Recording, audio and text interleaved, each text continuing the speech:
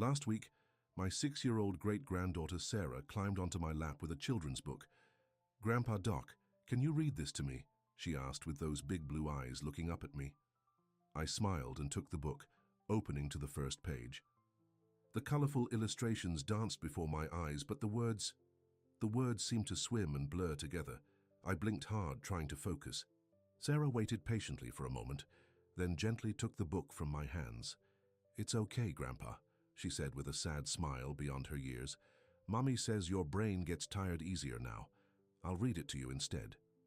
I felt that familiar knot in my stomach, that mixture of embarrassment and worry. My own great-granddaughter had noticed what I'd been trying to hide from everyone. The mental fog, the confusion that sometimes creeps in, especially in the mornings. The words on medicine bottles that don't make sense anymore. The names I can't recall. The appointments I forget. Has something like this happened to you? A grandchild noticing you're not as sharp as you once were? A spouse gently correcting you for the third time about something you discussed just yesterday? That feeling when you walk into a room and can't remember why you went there in the first place? I understand because I've been there myself. I'm Dr. Robert Wilson, and at 91 years old, I've spent over 6 decades practicing medicine, specializing in geriatric care. I've seen thousands of patients in their 60s, 70s, 80s, and beyond, watching the same patterns, hearing the same worries, witnessing the same struggles. But what makes my perspective unique is that I'm not just a doctor observing aging from the outside. I'm living it alongside you, experiencing these changes in my own mind and body every single day. What I'm about to share with you today isn't something you'll hear from younger physicians. They mean well, but they simply haven't lived through what we're experiencing. They haven't felt the frustration of a brain that sometimes betrays them, the worry about what tomorrow might bring, the fear of becoming a burden to those they love. Let me tell you about Margaret, an 83-year-old patient of mine who came to me in tears last month. For 50 years, she had been the family historian, the one who remembered every birthday, every anniversary, every special moment. Her children and grandchildren relied on her remarkable memory. But now, she told me, clutching a tissue, my daughter had to remind me that it was my own grandson's birthday. "I forgot, Dr. Wilson. I forgot something so important," and I saw the look in my daughter's eyes. It was pity. My own child pitied me. Or consider Thomas, a 77-year-old retired professor who built his career on his intellect. He came to me after he got lost driving to the grocery store he'd been visiting for 30 years. "I sat in my car in some unknown neighborhood," he said, "and I couldn't remember how to use the GPS on my phone. I had to call my son to come find me." "Do you know what that feels like, doctor? To have your son have to come rescue you because your mind failed you? I do know how it feels. And if you're watching this video, I suspect you might know too. The worst part is the isolation that comes with it. The way you start avoiding social gatherings because you're afraid you'll forget someone's name. The way you stop sharing stories because halfway through the details escape you. The way you begin to wonder if you should just stay home rather than risk embarrassing yourself or becoming a burden.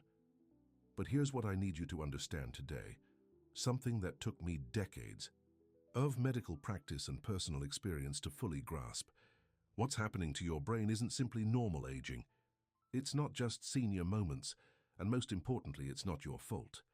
The truth is, most of us over 65 are unknowingly damaging our brains every single morning with a habit that seems completely harmless, a habit that doctors like me never warned you about because we didn't understand the connection until recent research revealed it. Let me explain the science in simple terms. As we age, our brain's protective barriers become more permeable. Think of it like the weather stripping around your windows wearing out. When this happens, our brains become more vulnerable to inflammation and oxidative stress.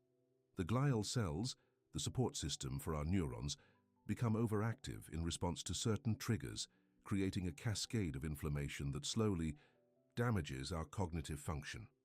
One of these triggers, perhaps the most common one, is something 92% of Americans over 65 do within the first 30 minutes of waking up. We've been told it's healthy.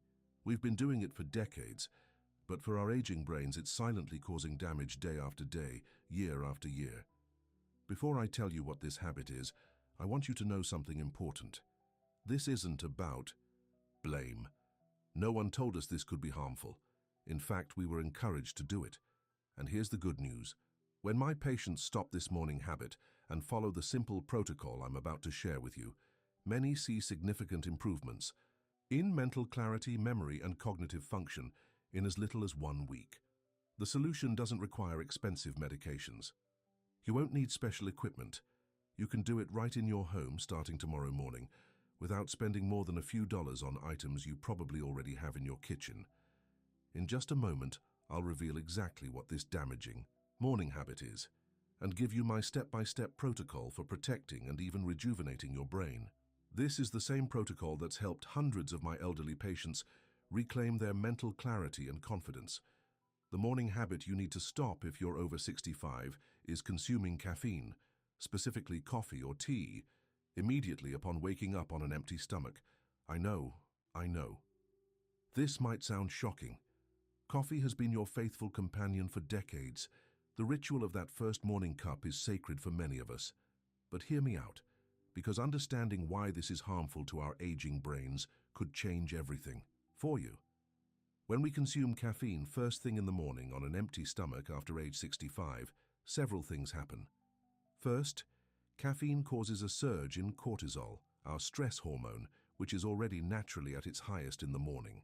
For younger adults, this isn't as problematic, but in our older brains, this double surge of cortisol creates an inflammatory response that our less resilient neural systems struggle to regulate.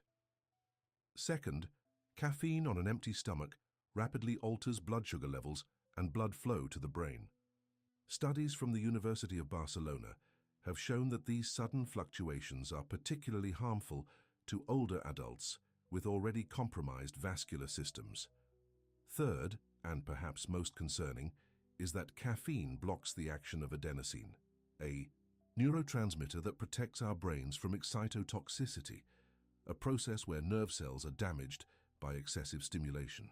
Our aging brains are already more susceptible to this kind of damage, and morning caffeine on an empty stomach accelerates it. It's not that you can never enjoy coffee or tea again, it's about when and how you consume it. Now, let me share with you my brain protection protocol, the same one that's helped hundreds of my elderly patients regain mental clarity and protect their cognitive function. Step 1. Delay caffeine consumption for at least 90 minutes after waking up. This simple timing change makes a profound difference. When you first wake up, drink 12 ounces of room temperature water with a small pinch of Himalayan salt and a squeeze of lemon instead. This gently rehydrates your brain, which naturally dehydrates during sleep. For seniors who find it difficult to drink enough water, here's a helpful tip. Use a wide-mouthed cup with measurements marked clearly on the side. Many of my patients find this visual reminder helps them track their intake better than just trying to remember. The science behind this step is compelling. A study from the Journal of Neuroinflammation showed that proper hydration before caffeine consumption reduced inflammatory markers in the brain by up to 65% among adults over 70. This simple change gives your brain the time it needs to naturally lower cortisol levels and stabilize blood flow before introducing caffeine. Step 2. Never consume caffeine without food in your system if you're over 65. Before having your morning coffee or tea, eat a small breakfast that contains a combination of protein and healthy fats. A good example would be a tablespoon of almond butter on a slice of whole grain toast, or a hard-boiled egg with a few slices of avocado. For seniors with dentures or difficulties chewing, you can achieve the same effect with a smoothie containing protein powder and a tablespoon of flaxseed oil or nut butter. The important thing is getting those proteins and fats into your system. This food buffer dramatically changes how caffeine affects your brain. According to research from the University of California, when caffeine is consumed with protein and healthy fats, its absorption is slowed by up to 70%, preventing those harmful rapid spikes and crashes. Moreover, the amino acids in protein help produce brain-protective neurotransmitters that counteract some of caffeine's more damaging effects. The combination essentially creates a protective shield for your neurons. Step 3. Limit your caffeine. Intake to no more than 200 ml daily after age 65. This means approximately 1 8-ounce cup of coffee or 2 cups of tea per day, maximum. And importantly, consume no caffeine whatsoever after 12 noon.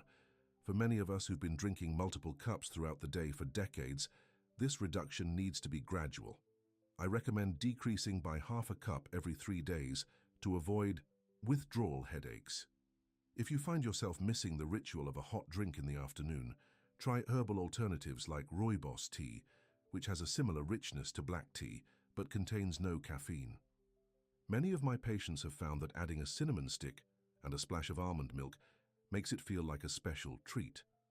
The research on this is quite clear. For every 100 mg of caffeine consumed over the 200 mg limit after age 65, inflammation markers in the brain increase by approximately 30%.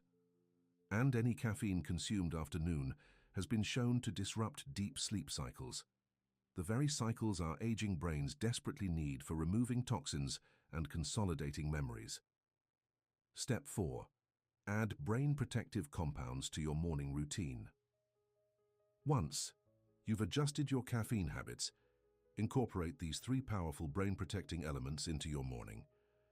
First, consume 1 teaspoon of extra virgin olive oil each morning. You can take it straight if you don't mind the taste or drizzle it over your breakfast. The polyphenols in olive oil have been shown to specifically target and reduce brain inflammation in older adults. Second, incorporate a thumbnail-sized piece of fresh turmeric root into your morning routine. You can grate it into your breakfast or steep it in hot water with a little honey. If fresh turmeric is difficult to find, 1¼ teaspoon of dried turmeric with a tiny pinch of black pepper works too. The curcumin in turmeric crosses the blood-brain barrier and directly reduces the neural inflammation that caffeine can trigger. For seniors with arthritis in their hands who find grating difficult, I recommend this simple solution. Freeze peeled turmeric root, then use a regular cheese grater while the turmeric is still frozen. It's much easier on arthritic joints and creates less mess. Third, spend just 5 minutes in morning sunlight before you have any caffeine. The natural light helps regulate your cortisol rhythm naturally and produces vitamin D, which studies have shown can reduce the inflammatory impact of caffeine on older brains by up to 40%. For those with mobility issues who can't easily get outside, sitting by an unfiltered window on the sunny side of your home provides similar benefits. Just make sure your face and arms are exposed to the light for those 5 minutes. These changes might seem small, but the cumulative effect on your brain health can be remarkable. Let me share with you how this protocol has transformed lives. Arthur was 79 when his daughter brought him to see me. A retired accountant, he had always prided himself on his mental sharpness, but recently he'd made several concerning mistakes with his finances, paying the same bill twice, forgetting to deposit checks. What troubled him most was that he could no longer help his grandchildren with their math homework, something that had been a special bond between them. Arthur's routine had included 3 cups of strong black coffee every morning, the first one, immediately upon waking, a habit he'd maintained for over 50 years. "It's the only way I can start my day," he insisted. Reluctantly, he agreed to try my protocol. The first week was difficult. He experienced headaches and fatigue as his body adjusted, but by the second week something remarkable happened. Arthur called me, excitement in his voice. "Dr. Wilson, I balanced my checkbook yesterday, first try, no mistakes, and I remembered all my grandchildren's birthdays without looking at the calendar." 6 weeks after starting the protocol, Arthur's daughter came with him to his appointment. With tears in her eyes, she told me, "Dad is helping with math homework again." My son said, "Grandpa's brain is fixed." We didn't realize how much we'd lost him until we got him back. Then there's Elaine, a 72-year-old retired librarian who came to me with concerns about her increasing social isolation. Once an active member of her community book club, she had stopped attending meetings because she couldn't keep track of the plot lines or remember character names. "I used to read a book a week," she told me. "Now I read the same page over and over and still can't tell you what it said. Her daily routine included tea throughout the day, starting with 2 strong cups of black tea first thing in the morning. After 3 weeks on the protocol, Elaine reported being able to finish a novel for the first time in months. After 8 weeks, she had rejoined her book club. During our last meeting, she told me with pride, I was the one who pointed out a subtle foreshadowing element everyone else had missed. The look of respect in their eyes. I hadn't realized how much I missed that. Perhaps most moving was the case of Robert, an 85-year-old widower, whose morning ritual of immediate coffee upon waking had been a tradition shared with his late wife for over 60 years. For him, changing this habit felt like losing another connection to her. We modified the protocol to honor his emotional needs. He would prepare the coffee pot at night as always, but in the morning, he'd put a picture of his wife on the table, with a glass of water with lemon. I drink this first, looking at her picture, telling her about my plans for the day, he explained. By the time I've finished, 90 minutes have passed and I've had a small breakfast. Then I have my coffee and feel like she's still with me. 3 months after starting this modified approach, Robert's son called me. Dad remembered Mom's birthday yesterday, he said, his voice thick with emotion. For the past 2 years, that date has come and gone without him recalling it. Yesterday, he called me and suggested we visit her grave together. He even remembered her favorite flowers. These stories aren't exceptions. They represent the improvements I've seen in hundreds of patients who've made these simple changes to their morning caffeine habits. The brain you have is the only one you'll ever have. But contrary to what many believe, your aging brain is not destined to decline at an accelerated rate. It can be protected. It can often be rejuvenated. And sometimes, as we've seen, function that seemed lost can return when we remove the factors silently causing damage. I'm 91 years old. I still practice medicine. I still drive myself to the clinic. I still remember my patients' names and histories. And yes, I still enjoy coffee. Just not first thing in the morning, not on an empty stomach, and not in the quantities I used to consume. The changes I've shared with you today are simple, but they aren't always easy, especially at first. Habits. Formed over decades, have deep roots. But I promise you this. Your brain is worth the effort. Your memories are worth protecting. Your independence is worth preserving. If you're over 65 and you've been starting your day with immediate caffeine for years, I urge you to try this protocol for just 14 days, 2 weeks. Give your brain this gift of protection and see what happens. You might find, as so many of my patients have, that the mental fog begins to lift, that names come more readily, that you can follow conversations more easily, that you feel more like yourself again. Margaret, who forgot her grandson's birthday, now keeps a family calendar again. Thomas, who got lost driving to the grocery store, recently navigated a road trip to visit his brother in another state. Arthur helps with math homework. Elaine leads book club discussions. Robert remembers the important dates he shares with his late wife. Your story of brain health can change. 2. It's never too late to start protecting the precious mind you have. If you found this information helpful, please consider sharing this video with someone else who might benefit, especially if you know someone over 65 who starts their day with coffee or tea on an empty stomach. Your share might be the gift that helps restore their clarity and confidence, and if you try this protocol, I'd love to hear about your experience. Share your results in the comments below. Subscribe to this channel for more evidence-based wisdom on aging well, wisdom that comes not just from my medical training, but from living this journey alongside you. Remember, this morning habit change isn't about deprivation. It's about protection. It's not about giving up something you love. It's about enjoying it in a way that loves your brain back. Your family needs the gift of your sharp mind.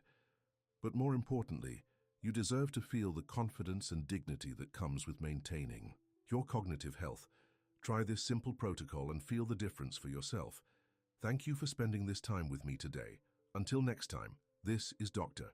Robert Wilson wishing you clarity, health, and joy in these precious golden years.